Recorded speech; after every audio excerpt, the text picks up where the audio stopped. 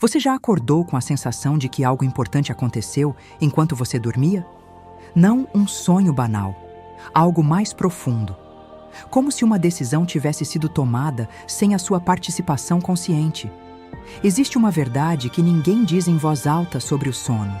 Você não descansa apenas, você processa, você repete, você confirma. E o que você confirma ali, na borda do sono, o campo executa no dia seguinte. A ciência chama isso de consolidação de memória e processamento emocional. O modelo de Garnier-Mallet chama de comunicação com o duplo. Nomes diferentes, mecanismo surpreendentemente parecido. Aqui está a ruptura. Você não entra no sono. Você transmite para ele. E o que você transmite nas últimas horas antes de adormecer é exatamente o que o campo vai reorganizar durante a noite.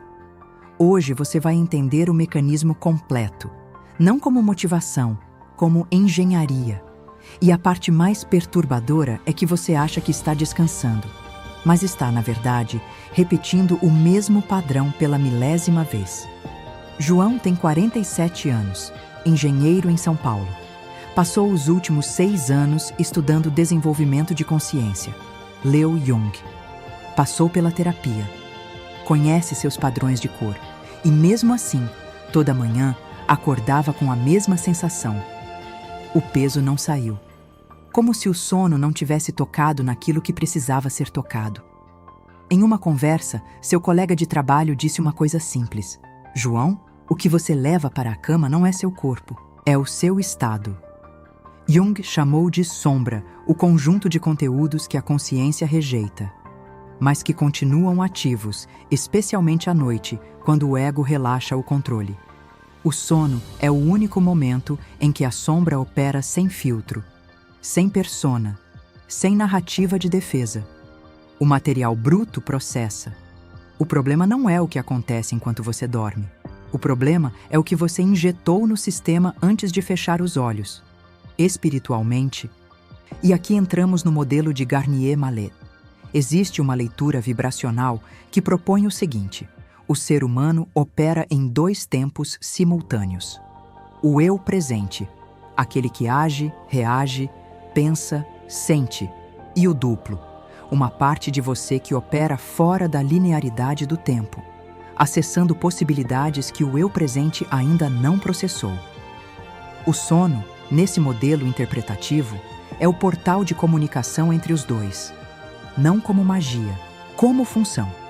Como uma sincronização que só ocorre quando o eu presente entrega ao campo um estado limpo, ou ao menos consciente. Mas o que acontece quando você vai dormir carregando ansiedade, ressentimento e o scroll infinito do celular? Vamos entrar na neurociência, não como enfeite, como fundamento. Mecanismo 1. O cortisol noturno e o sequestro da amígdala. O cortisol é o hormônio do estado de alerta, de sobrevivência. Durante o dia, ele tem função. Nos mantém focados, reativos, operantes. À noite, ele deveria cair. Em condições saudáveis, o pico de cortisol ocorre pela manhã e sua curva declina ao longo do dia, permitindo que a melatonina assuma. Mas o que acontece quando você deita ainda processando um conflito? Revivendo uma conversa? Antecipando o amanhã? A amígdala, estrutura responsável pela detecção de ameaças, não distingue ameaça real de ameaça imaginada. Ela responde ao estado interno, não ao evento externo. O resultado? Cortisol elevado na janela pré-sono. A melatonina é suprimida. O sono REM, o sono de processamento emocional, é fragmentado e você acorda descansado no corpo, mas não processado no sistema. É como tentar limpar um disco rígido enquanto ele ainda está gravando. O sistema não consegue fazer as duas coisas ao mesmo tempo. Mecanismo 2. A consolidação de memória e o loop da identidade. Durante o sono, especialmente nas fases NREM profundo e REM, o hipocampo transfere memórias de curto prazo para o córtex pré-frontal. Esse processo é chamado de consolidação. O que é consolidado não são apenas fatos, são padrões emocionais. A forma como você se sentiu em relação a um evento determina como esse evento será armazenado e como vai influenciar o comportamento futuro. Pesquisas lideradas por Matthew Walker, neurocientista da UC Berkeley, mostram que o sono REM funciona como uma espécie de terapia noturna. Ele processa o conteúdo emocional das memórias, separando a informação da carga afetiva que ela carrega. Mas esse processo tem uma condição: ele precisa de matéria-prima pré-selecionada. O que você ativou emocionalmente nas últimas horas antes de dormir é o que o sistema vai priorizar para processar. Você está editando a pauta da sua noite sem perceber. E aqui está o loop da identidade. Se você vai dormir se sentindo pequeno, inadequado, estagnado. O sistema consolida esse estado como verdade de referência. E no dia seguinte, seu filtro de percepção vai confirmar exatamente isso. Não porque o mundo seja cruel, mas porque o cérebro está literalmente procurando evidências do que consolidou durante a noite. Mecanismo 3. O SAR, Sistema de Ativação Reticular e a Filtragem da Realidade. O Sistema de Ativação Reticular, SAR, é uma rede neuronal no tronco cerebral responsável por filtrar os milhões de estímulos que chegam a cada segundo. Você não percebe tudo. Você percebe o que o SAR deixa passar. E o SAR é calibrado pelas suas crenças, estados emocionais e foco predominante. Conexão direta com o sono. O estado em que você consolida suas memórias noturnas recalibra o SAR para o dia seguinte. Se a consolidação foi em estado de medo, o SAR vai priorizar ameaças. Se foi em estado de gratidão e expansão, ele vai priorizar possibilidades. Não é metáfora, é filtro neurológico literal. Agora, o modelo de Garnier-Mallet chama isso de coerência com o campo do duplo. A leitura vibracional propõe que quando o eu presente transmite um estado limpo antes de dormir, o campo de possibilidades que o duplo acessa se expande. É uma analogia, mas é uma analogia que rima com o que a neurociência descreve. Mecanismo 4.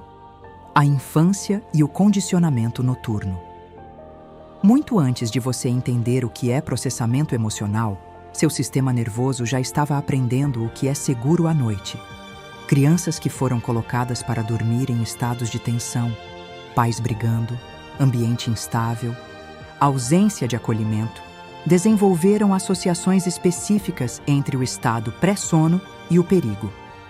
Não como trauma com T maiúsculo, como trauma pequeno repetitivo, o que os pesquisadores chamam de small T trauma, acumulado, silencioso e extremamente eficiente em criar padrões. O resultado, na vida adulta, uma dissonância entre o que você sabe espiritualmente e o que o corpo ainda executa. Você sabe que precisa soltar. O corpo não soltou. Você sabe que é seguro descansar. O sistema nervoso ainda está de guarda. O conhecimento não desativa o condicionamento. Mas, e aqui está a faísca, se esse padrão foi aprendido, o campo pode ser reprogramado. Porque o que o sistema nervoso aprendeu por repetição, ele pode desaprender. Também por repetição. Mas uma repetição diferente, intencional, consciente. João demorou 2 semanas para conseguir fazer o que vamos falar aqui. Não porque fosse difícil tecnicamente, mas porque toda vez que ele tentava mudar o estado pré-sono, uma voz interna dizia: mas e os problemas reais? Você não pode simplesmente fingir que estão resolvidos. Essa voz tem um nome na psicologia junguiana: ego vigilante.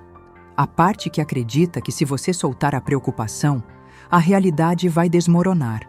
Enxergar isso custa algo. Custa o conforto da ilusão de controle, a sensação de que preocupar-se é produtivo, que ruminar é resolver. E então vem a crise de identidade. Se eu não sou meus problemas, quem sou eu à noite? Essa pergunta é mais perturbadora do que parece. Porque para muitas pessoas, a identidade está tão fundida com os padrões de preocupação que soltar parece perder a si mesmo. Aqui se abrem 3 rotas. Rota A: recuar. Voltar ao padrão familiar. a rolagem do celular. A série até às 2 da manhã. O conforto do conhecido, mesmo que o conhecido doa. Rota B. Ficar preso. Entender o mecanismo, mas não conseguir mover-se. O cinismo do desperto que sabe, mas não integra. Já sei disso. Como se saber fosse suficiente. Rota C. Atravessar. Integrar. Não lutar contra o padrão. Não suprimir. Não fingir. Mas criar, deliberadamente, uma transição consciente entre o dia e o sono. João estava no seu quarto, 00:15. Ele tinha desligado o celular às 22h e ficou em silêncio por quase 2 horas, sem meditar perfeitamente, sem resolver nada, só parado, sentindo o peso do dia sem tentar mudá-lo. E pela primeira vez em meses, ele acordou com a sensação de que algo tinha sido processado. Não resolvido. Processado. Há uma diferença enorme entre as duas coisas. E é aqui que a maioria falha, porque acha que precisa lutar. Quando, na verdade, o campo pede o oposto. Presença sem resistência. 3 etapas. Não são rituais. São tecnologia de consciência. Etapa 1. A janela de transição. Desacoplar o dia. O que é? Um período de 45 a 90 minutos antes de dormir, intencionalmente protegido. Não de estimulação digital. Não de conversas ativadoras. De qualquer coisa que mantenha o sistema nervoso no modo simpático, luta ou fuga. Porque importa, psicologicamente, interrompe o loop de ruminação antes que ele se consolide. Fisiologicamente, permite que o cortisol caia e a melatonina ascenda. Espiritualmente, abre a janela de transmissão, o que Garnier-Mallet descreve como o estado em que o eu presente e o duplo podem sincronizar. Como fazer? 90 minutos antes de dormir. Tela desligada ou modo noturno com filtro total. Luz ambiente baixa e quente. Som ambiente ou silêncio. Uma atividade de baixa estimulação. Leitura física, escrita à mão, respiração simples. Nenhuma conversa ou podcast que exija processamento ativo. Exercício prático. 90 segundos agora. Feche os olhos. Respire 4 tempos. Segure 2, expire 6. Repita 3 vezes. Apenas isso. Sinta o sistema nervoso desacelerando. Não precisa de mais do que isso para iniciar a transição. Erro comum: achar que já sei me desligar e manter o celular na cama. A exposição à luz azul não é só um problema de sono, é um problema de estado. O sistema nervoso não sabe que você está apenas dando uma olhada. Sinal real de progresso. Você começa a ter sonhos mais narrativos e menos fragmentados. Acorda com a sensação de que algo foi resolvido, mesmo sem saber o que. Etapa 2. A transmissão intencional. O que você entrega ao campo. O que é? Uma prática ativa de 10 a 15 minutos imediatamente antes de adormecer. Não visualização positiva forçada. Não afirmações. Revisão honesta. Place, entrega consciente. Porque importa. Psicologicamente, ativa o que os pesquisadores chamam de processamento elaborativo. O ato de dar sentido a experiências antes que elas sejam consolidadas. Fisiologicamente, a coerência cardíaca, estado em que coração e cérebro entram em fase, é mais acessível nesse limiar de sono. O Instituto HeartMath documenta que esse estado amplia a variabilidade da frequência cardíaca e reduz a reatividade do sistema nervoso. No modelo vibracional de Garnier-Mallet, o que você solicita ao campo antes de dormir é interpretado como intenção de reorganização, não como pedido mágico, como parâmetro de processamento. O campo trabalha com o que você entregou, não com o que você esqueceu de entregar. Como fazer? Os 3 movimentos. Movimento 1, revisão sem julgamento. Mentalmente ou por escrito. O que aconteceu hoje que ainda tem carga? Não para resolver, para reconhecer. Há uma diferença crucial entre os dois. Movimento 2. A entrega. Uma frase simples, dita internamente. Entrego esse material para processamento. Não preciso resolver agora. Isso não é rendição. É higiene cognitiva. Movimento 3. O estado de chegada. Ao invés de visualizar o que você quer ter, sinta brevemente como você quer ser ao acordar. Uma palavra, uma sensação, um estado, leve, inteiro, claro, pronto. Exercício prático. Agora, pense no que tem mais carga emocional nos últimos 3 dias. Não analise, só identifique. Agora diga para si mesmo: eu reconheço isso. E hoje à noite, eu entrego. Erro comum: tentar fazer a entrega de forma performática. Funciona apenas quando há genuína disposição de soltar, mesmo que temporariamente. O sistema nervoso detecta incongruência. O campo não é enganável. Sinal real de progresso. Amanhã começa com menos ruído interno. Não porque os problemas desapareceram, mas porque você acessa o dia com um sistema mais limpo. Etapa 3. O silêncio fértil. Deixar o campo trabalhar o que é. A compreensão de que o sono não é ausência de atividade. É a atividade mais sofisticada que seu sistema realiza. E essa atividade precisa de uma condição: você fora do caminho. Porque importa, o sono de ondas lentas, NREM profundo, é onde ocorre a limpeza linfática. O sistema linfático do cérebro remove resíduos metabólicos acumulados, incluindo proteínas associadas a disfunções cognitivas. Esse processo foi descrito por pesquisadores da Universidade de Rochester e representa uma das descobertas mais significativas sobre o sono na última década. No nível espiritual, usando a linguagem de Garnier-Mallet como modelo interpretativo, o silêncio fértil é o estado em que o colapso da função de onda ocorre. Quando o eu presente para de interferir, o campo de possibilidades tem mais liberdade de se reorganizar. É uma analogia quântica, não uma prova clínica, mas é uma metáfora que aponta para algo real. A interferência do ego vigilante reduz o espaço de reorganização. Como fazer? Após os 3 movimentos da etapa 2, pare completamente. Não monitore se está funcionando. O monitoramento é a interferência. Se pensamentos vierem, e virão, não lute. Diga internamente: registrado, agora solto. Deixe o corpo fazer o que ele sabe fazer quando o ego não está no caminho. Exercício prático. Essa noite, quando deitar, coloque uma mão no peito. Sinta a batida. Não analise. Só sinta. Perceba que esse ritmo existe sem a sua interferência. Sempre existiu.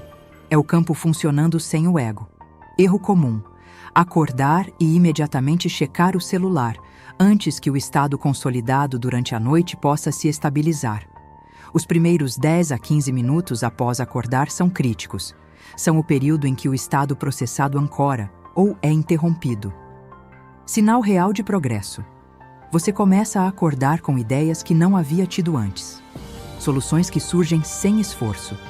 Não porque dormiu com um pedido mágico, mas porque o sistema processou sem interferência e o SAR foi recalibrado para perceber o que estava invisível. João passou a acordar às 6h15, sem alarme.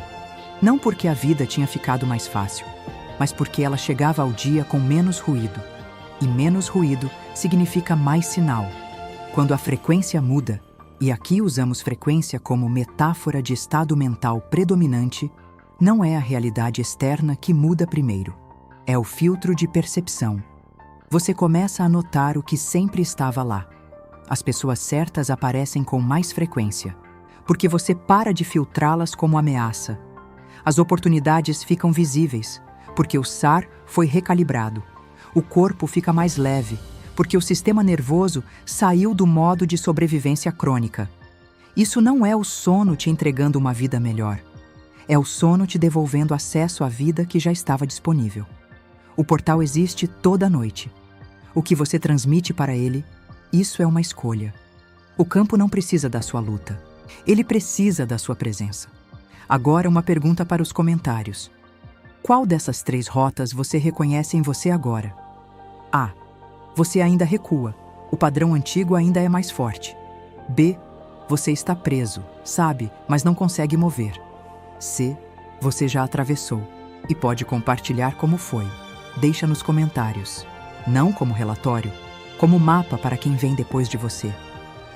No próximo episódio, vamos entrar no que acontece quando o campo está limpo, mas as escolhas do dia sabotam tudo. O que a neurociência chama de depressão do ego. O que Garnier Mallet chama de interferência. E como atravessar isso sem precisar de força de vontade.